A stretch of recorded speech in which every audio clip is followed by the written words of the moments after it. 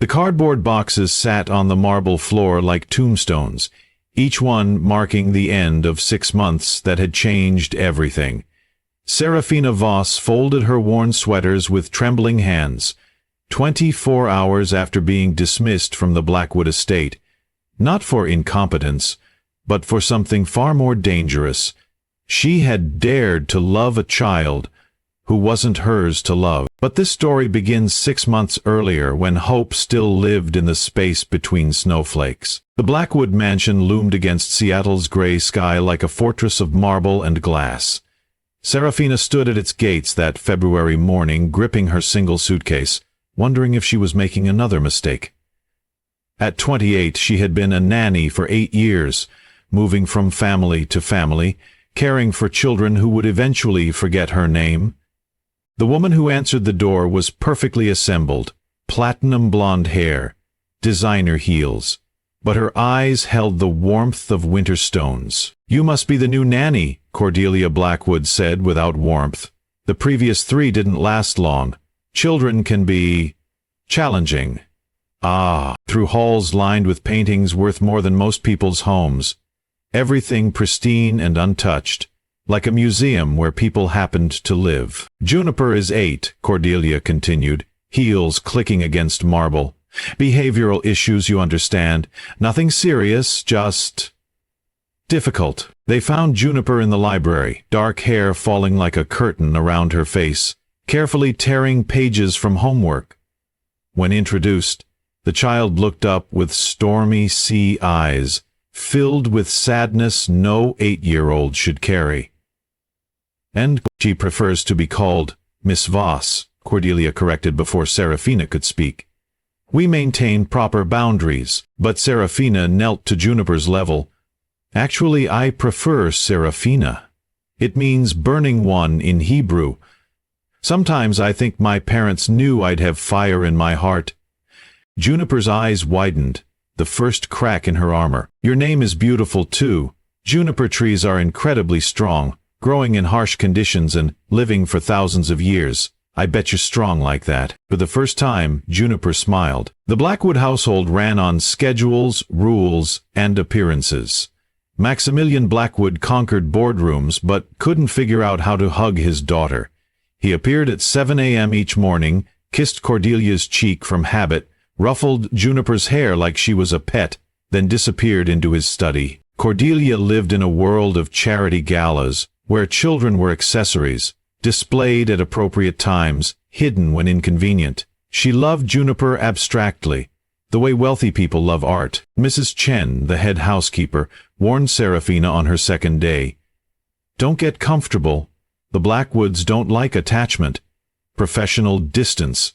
That's what they pay for." But Seraphina had never been good at professional distance, especially with a child who flinched when adults raised their voices. The first breakthrough came 3 weeks later.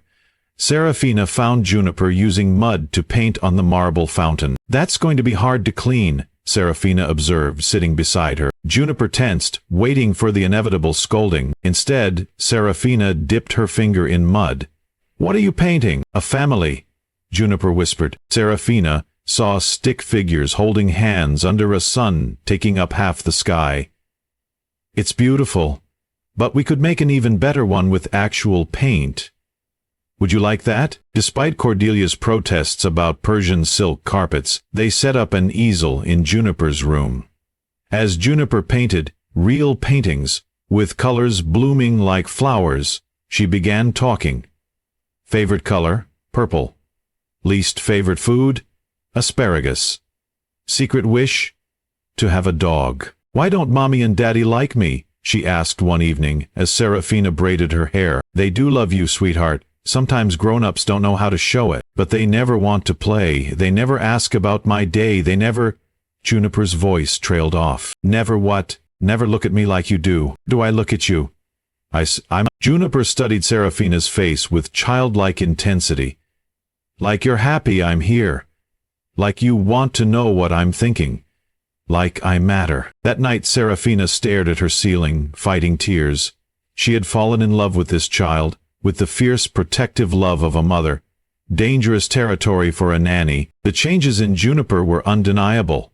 She stopped acting out at school, began doing homework without being asked, started eating instead of pushing food around her plate.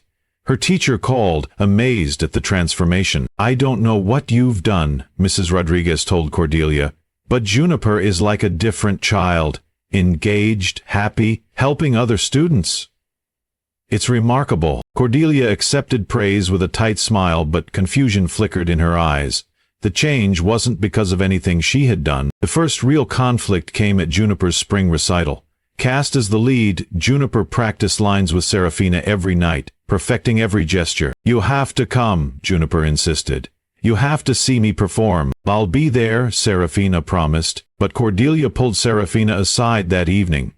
"Stay home tonight, this is a family event." "But I promised." "He needs boundaries. You work for us, Miss Voss, you are not family." Juniper's face crumpled when Seraphina wasn't in the audience. She forgot lines, stumbled through the performance, ran off stage crying. That night she refused to speak to her parents. "I hate them," she whispered to Seraphina. "I wish you were my real mom." Summer brought the social season. Juniper was dressed in designer clothes and paraded at events, a living doll to be admired then returned to her room. At the Whitmore Foundation Gala, Seraphina watched from the servants' area as Juniper stood beside her parents like a robot, programmed to smile and nod. "Such a well-behaved child," a guest commented. "You must have an excellent nanny." "Oh, she's just the nanny," Cordelia laughed like breaking glass. "Anyone can follow basic instructions." Seraphina's face burned with humiliation, but nothing compared to the hurt flashing across Juniper's face. The breaking point came in August. Juniper had been accepted into the gifted program, racing through the house with her acceptance letter. "Seraphina, look! I got into the smart kids class." Seraphina swept her into a spinning hug. "I'm so proud, you worked so hard." They found Maximilian and Cordelia discussing travel plans. "Mommy? Daddy, I got into the gifted program," Juniper announced, glowing with pride. Maximilian looked up briefly. "That's nice, dear. Cordelia, did you confirm the Paris hotel?" "Did you hear me?" Juniper's voice grew smaller. "The gifted program. The smart kids class." "We heard, darling," Cordelia said absently. "Wonderful. Now, about Milan." Seraphina watched Juniper's joy evaporate. Without thinking, she knelt and pulled the child close. "I hurt you. It's the most amazing news in the world. You are brilliant and I couldn't be prouder." "At least someone cares," Juniper said loudly. The temperature dropped 10 degrees. "Juniper, apologize to your mother." Maximilian's voice was sharp. "Why? She doesn't care anyway." "That's not true," Cordelia protested weakly. "Then why don't you ever ask about my day? Why don't you care about my friends or school? Why do you only pay attention when your friends are around?" Seraphina knew she should stay quiet, but couldn't watch Juniper's heart break. "Maybe if you spent more time with her you'd understand how amazing she is." Silence. Maximilian stood slowly, face cold with fury. "Excuse me? Juniper is incredible. Smart, funny, kind, creative. She has so much love to give, if someone would take time to receive it." "How dare you," Cordelia whispered, "how dare you criticize how we raise our daughter?" "Defeat?" I asked. "How dare you?" she said finally. "I'm saying she deserves better. She deserves parents who celebrate her victories and comfort her defeats. She deserves to be seen and valued. And you think you can provide that?" Maximilian's voice was dangerous. "You think you're better than us because you play with her and tell bedtime stories?" "I think I love her," Seraphina said simply. "And sometimes that's enough." Cordelia's face cycled through white, red, white again. "Pack your things.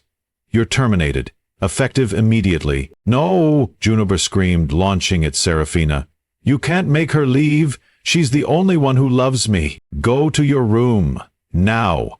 Maximilian roared. "I hate you both," Juniper sobbed, running from the room. That night, Seraphina sat among boxes and memories, hearing Juniper crying down the hall. Every sob felt like a knife. She had promised this child she would always be there, and now she was breaking that promise.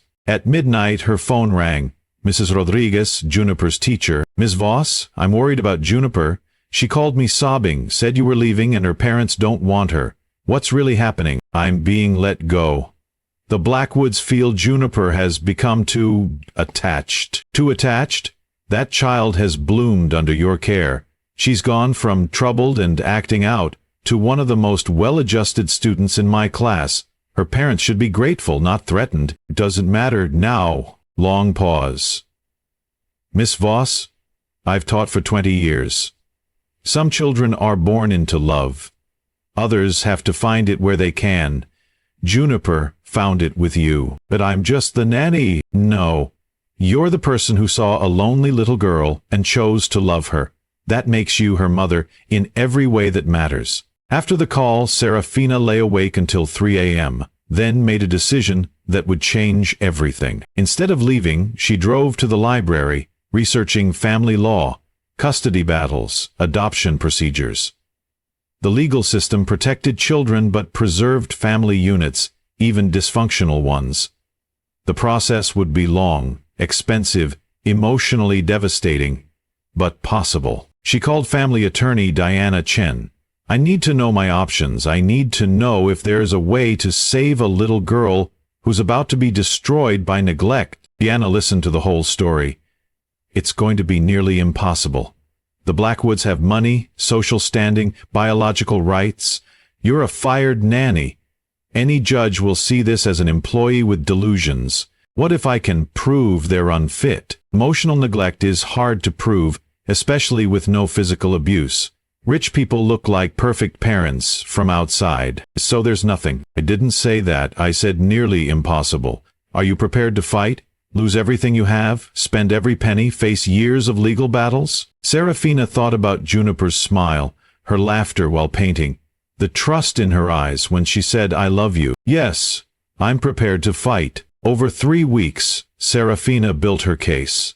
She documented every interaction, every moment of neglect, every time Juniper was treated like an inconvenience. Mrs. Rodriguez agreed to testify. Previous nannies shared stories of Juniper's loneliness and her parents' indifference. Seraphina sold her car, grandmother's ring, every possession of value for legal fees. She moved to a tiny studio, took a daycare job.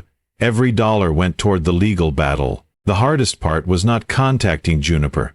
She drove by the school daily, hoping for glimpses. What she saw broke her heart. Juniper walking alone, shoulders slumped, light gone from her eyes. Mrs. Rodriguez provided the breakthrough. "I had to call Child Protective Services. Juniper came to school with bruises on her arms. They hit her? She said she fell downstairs, but the bruise pattern looked like fingerprints. When I asked, she said her father got angry when she asked about you." Seraphina called CPS caseworker Jennifer Martinez, telling her everything. "I can't discuss ongoing cases," Jennifer said, "but this isn't the first call about the Blackwood family. There have been concerns about emotional neglect." The unexpected breakthrough came from Cordelia herself. A blocked number called "One November Evening." "Miss Voss, this is Cordelia Blackwood. I need to speak with you." They met at a downtown cafe. Cordelia looked nothing like the polished socialite, makeup smudged, hair unkempt, clothes wrinkled. "I know you're trying to take Juniper. I know about the lawyers and custody petition." She paused. "I also know you're probably the only person who can save her from becoming like me." "I never wanted children," Cordelia continued, voice barely audible. "I married Max for money and status, had Juniper because it was expected, but I never knew how to love her. I don't know how to love anyone." Tears tracked down her cheeks. "Max is the same. He loves the idea of having a daughter but doesn't know how to love the actual child. We're going to destroy her, Miss Voss. Turn her into another empty, angry person." "Then why fight me?" "Because admitting that means admitting we're failures as parents. People like us don't admit failure." Cordelia pulled out a thick envelope. "Photos, videos, documentation of every time we've failed her. Every birthday party where we were too busy. Every school event we missed. Every time she tried to tell us something and we weren't listening." She slid the envelope across. "I can't give you my blessing, But I can give you the truth. The custody hearing was December 15th, exactly 10 months after Seraphina first walked through the Blackwood gates. Judge Patricia Yamamoto listened intently as both sides presented their cases. The Blackwoods' lawyer painted Seraphina as an overreaching employee who manipulated a vulnerable child, speaking of biological bonds and the dangers of allowing hired help to usurp parental authority. Deanna Chen told a different story. Witness after witness testified to Juniper's transformation under Seraphina's care. Mrs. Rodriguez spoke about academic and social improvements. Previous nannies described emotional neglect. Even Mrs. Chen, the housekeeper, testified about the difference in Juniper's behavior. Before Miss Voss, Juniper was like a ghost in that house. After, she became a real little girl. She laughed, she played, she felt safe to be herself. Jennifer Martinez detailed the pattern of emotional neglect and her concerns about Juniper's well-being. In my professional opinion, this child has formed a primary attachment to Miss Voss. Separating them would be traumatic and damaging. Finally, 9-year-old Juniper took the stand, walking with shoulders back and chin up. Want to live with Seraphina. She's the person who loves me most. She makes me feel safe and happy and important. She's my real mom. The words echoed through the courtroom like a bell. Maximilian defended himself, speaking about family values and tradition, but under cross-examination, cracks showed. Mr. Blackwood, can you tell me your daughter's favorite color? Pink? All little girls like pink. It's purple. Can you tell me her best friend's name? She has many friends. Emma Rodriguez. She's talked about Emma for months. What grade is your daughter in? Fourth grade. Fourth grade, accepted into the gifted program. When did you last help with homework? I'm very busy. I work to provide. When did you last read her a bedtime story? My wife usually handles. Your wife chose not to contest this hearing. Can you tell me why? After 2 days of testimony, Judge Yamamoto called for recess. Seraphina sat in the hallway holding Juniper's hand, both afraid to hope. Whatever happens, Seraphina whispered, loving you has been the greatest privilege of my life. You're not going to lose me, Juniper said with fierce childhood confidence. When court reconvened, Judge Yamamoto's expression was unreadable. She looked at her papers, then at the people gathered. The businessman who couldn't name his daughter's favorite color, the absent mother, and the nanny who had risked everything for love. This case has challenged me to examine what we mean when we talk about family. Are we bound by blood alone, or by something deeper? Are we defined by birth circumstances, or by choices made in love? She paused, gazing at Juniper. I have listened to testimony from teachers, social workers, and caregivers. I have reviewed documentation of neglect and evidence of transformation. Most importantly, I have listened to a 9-year-old girl who knows exactly where she belongs. The biological bond between parent and child is sacred, but it is not the only bond that matters. Sometimes family is created not by genetics, but by choice, not by accident, but by intention, not by obligation, but by love. She looked directly at Seraphina. Miss Voss, you have demonstrated unwavering commitment to this child's well-being. You have provided stability, emotional support, and unconditional love. You have fought for her when no one else would. Her voice grew stronger. Mr. Blackwood, you have provided financial support and social advantages, but you have failed to provide the most essential thing a child needs, a parent who sees her, knows her, and cherishes her for who she is. The courtroom held its breath. It is the order of this court that custody of Juniper Blackwood be granted to Miss Seraphina Voss, with the right to pursue legal adoption proceedings immediately. Lightning struck. Seraphina's knees gave way as Juniper launched into her arms, both crying and laughing and holding each other like they would never let go. I told you, Juniper whispered through tears. I told you that you wouldn't lose me. The adoption papers were signed 3 months later on a sunny March morning. Seraphina's hand shook as she wrote her name on documents that would legally make Juniper her daughter. The little girl, now Juniper Voss, pressed her small hand over Seraphina's. Wanting to be part of the moment, that would bind them forever. "Are you ready to be stuck with me forever?" Seraphina asked. "I've been ready since the day you asked me about my painting," Juniper replied. "Since the day you looked at me like I mattered." 6 months later, Seraphina stood in their modest apartment kitchen, watching Juniper help prepare dinner. The space was tiny compared to the Blackwood mansion. 2 bedrooms, 1 bathroom, living room doubling as art studio. But it was filled with something the mansion never contained: joy. The refrigerator displayed Juniper's artwork and school achievements, shelves lined with books they read together nightly.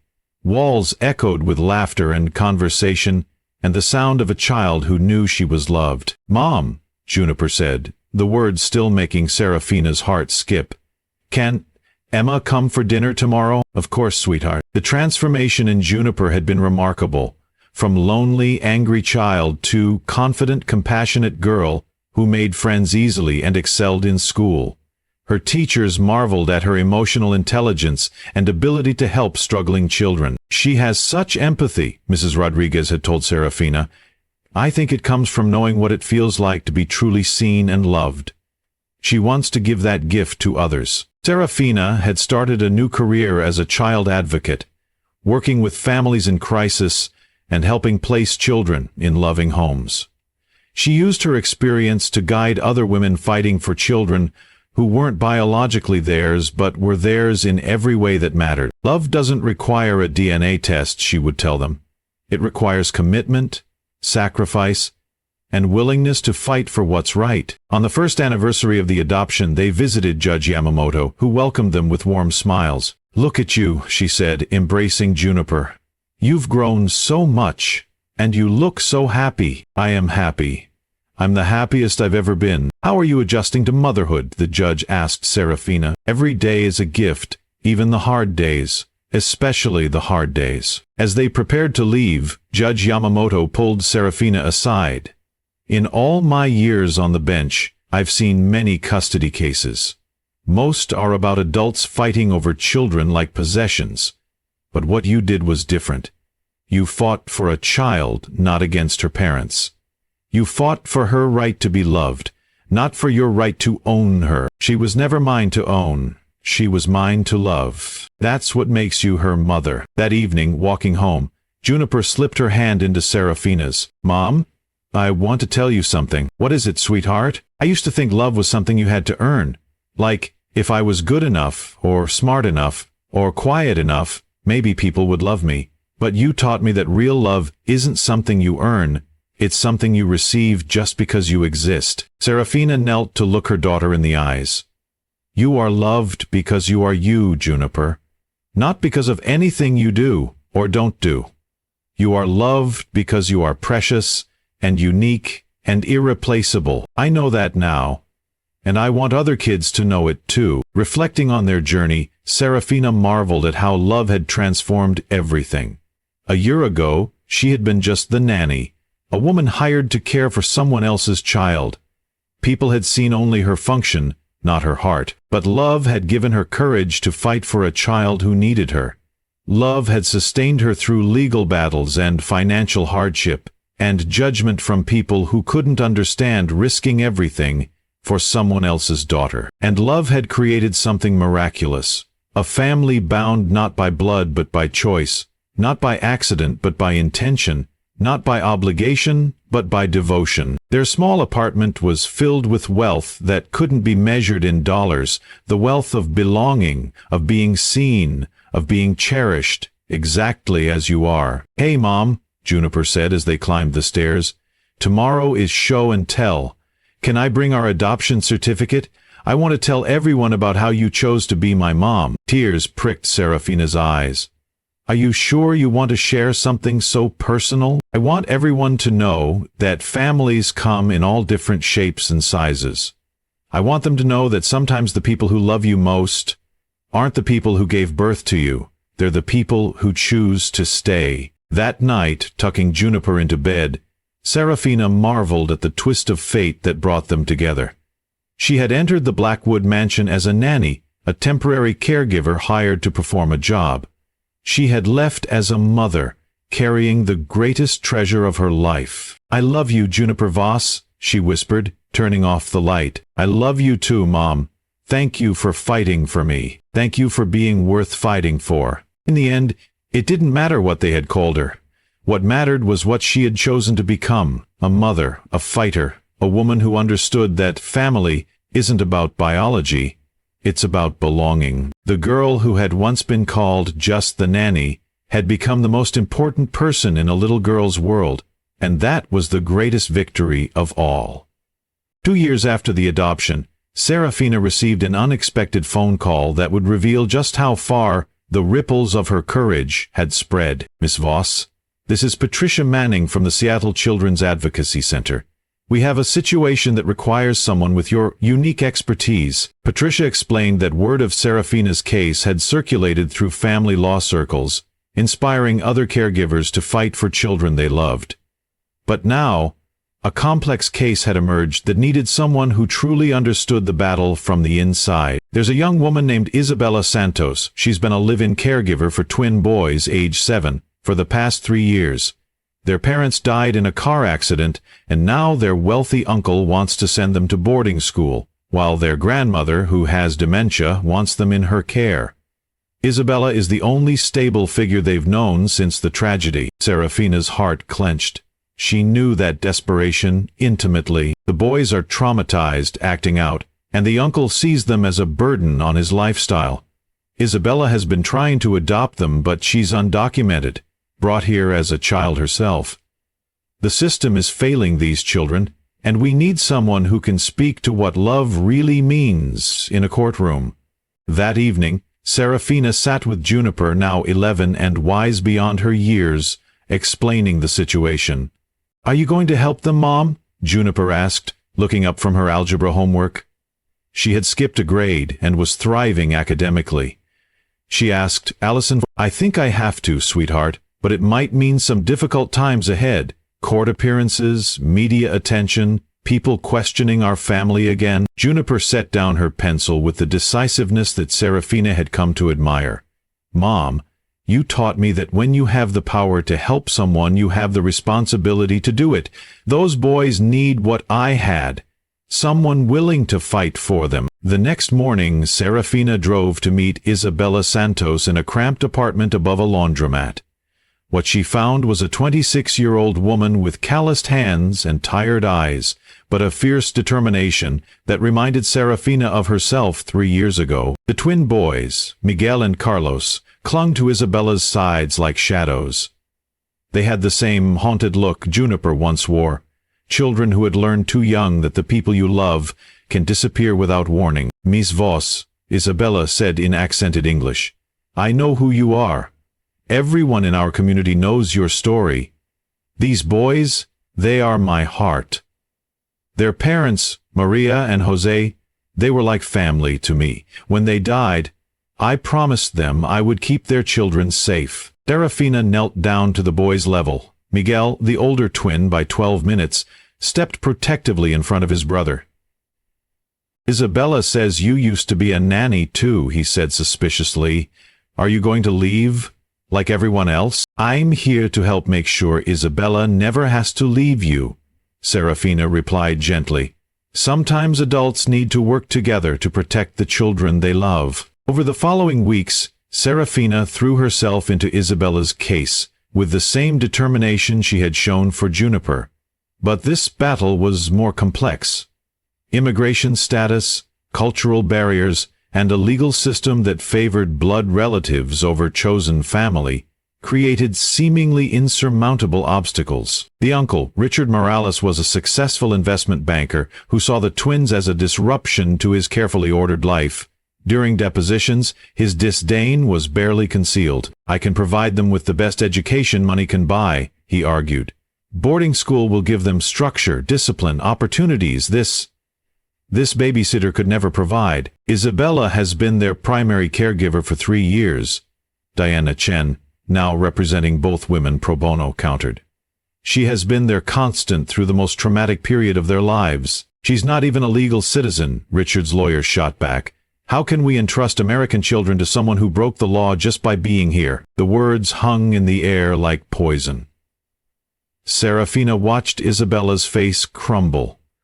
recognizing the shame and fear she had once felt when told she was just the nanny. But Seraphina had learned something in her own battle. Sometimes the most powerful weapon against prejudice is truth, spoken with unwavering conviction. "Mr. Morales," she said, standing up despite objections from lawyers, "can you tell me what Miguel's favorite subject in school is?"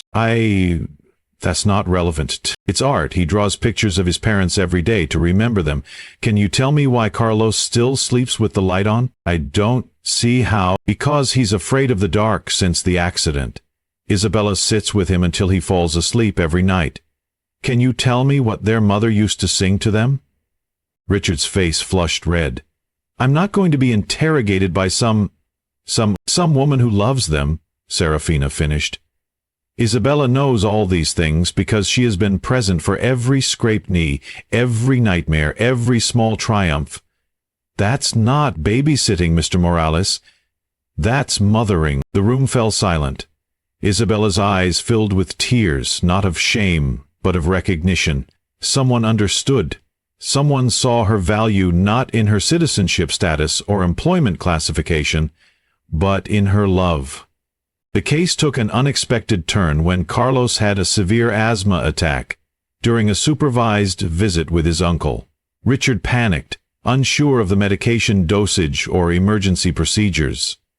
It was Isabella who talked the paramedics through Carlos's medical history, who knew exactly which inhaler worked best, who held his hand in the ambulance while his uncle stood helplessly in the hospital corridor.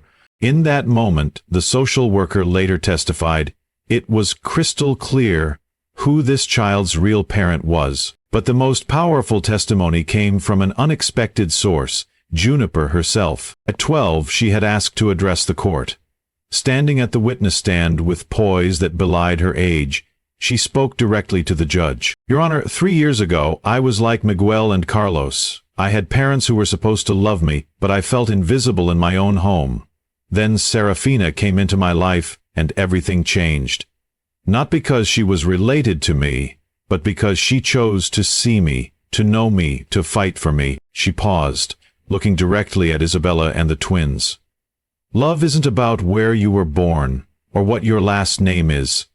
It's about who stays when things get hard. It's about who knows your favorite song and your biggest fear.